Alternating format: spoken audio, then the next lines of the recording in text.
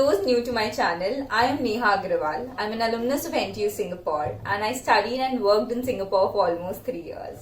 Today I'm going to share with you an unbiased opinion about what lies in front of you if you go for a master's in India or abroad. Now, just because I completed my master's abroad, that doesn't mean I have a biased opinion towards it. In fact, only after going abroad, I realized a lot of things that nobody had told me earlier. So I'm going to share all that information with you so that you can make a more informed decision.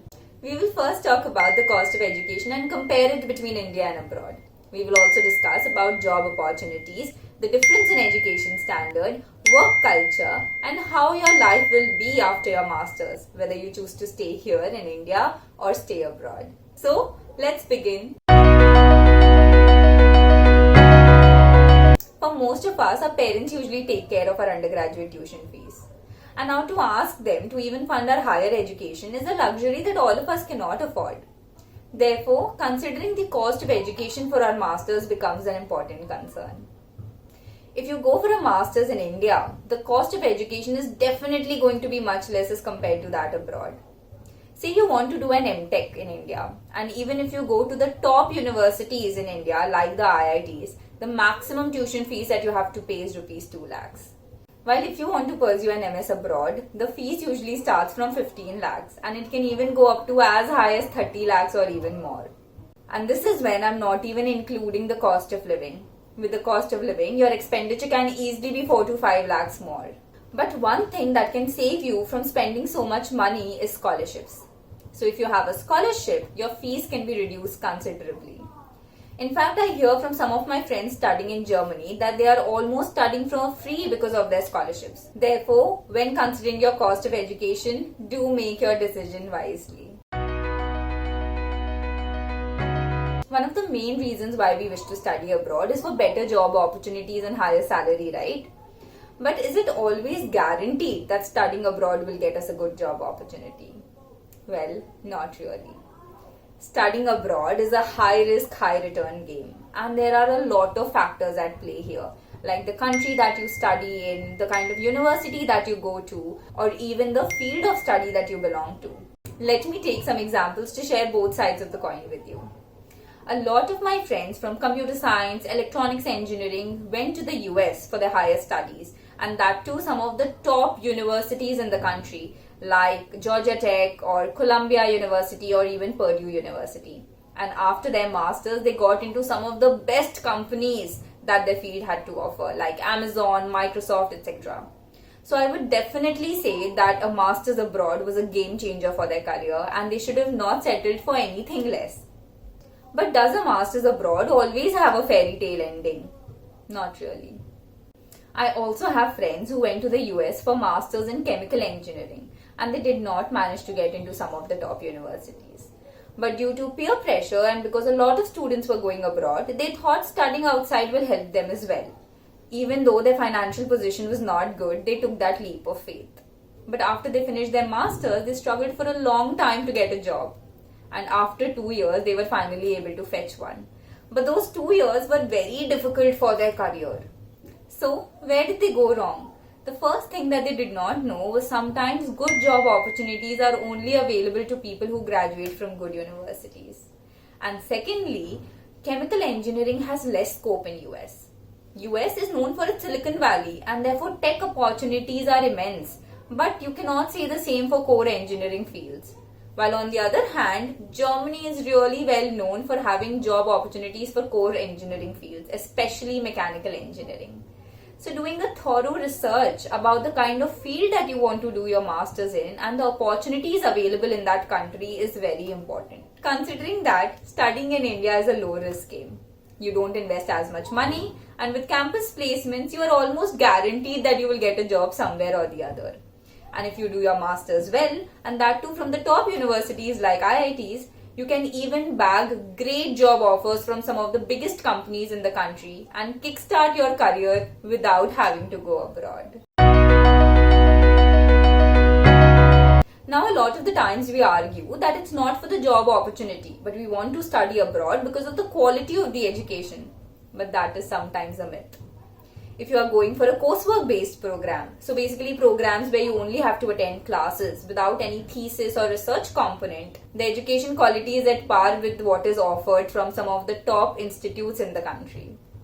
And in fact, even after studying from some of the premier institutes of the world, you still have to study by yourself.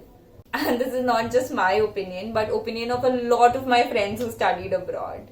But yes, when it comes to research-based program, that is where the main difference lies. The research facilities abroad are top-notch.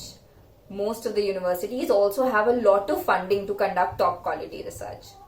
Some of the professors are the best in the world in their field, and learning from them is truly an experience that you cannot discount.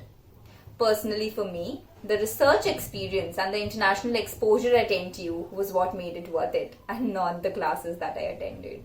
So if you study in India, you're actually not missing out much on the classroom experience. And if you want international exposure, you can always apply for internships abroad or take some online courses from some of the best universities in the world to make up for it. To be honest, the work-life balance abroad is much better as compared to India. There are fixed timings for work and you're not expected to work more than 45 to 50 hours per week. Sometimes, even if you have to work overtime, people are really appreciative and you also get overtime pay, which is usually 1.5x or 2x of your normal salary. While it's not at all like that in India. In India, if you're given a higher salary, they also make sure that you work really long hours to earn each penny. Another point to note when working abroad, especially for IT related jobs, is that you have better work quality because you get more front-end roles as compared to back-end ones. Now, working abroad also has its disadvantages. Sometimes for promotions, you might face a bias towards other nationalities as compared to yours.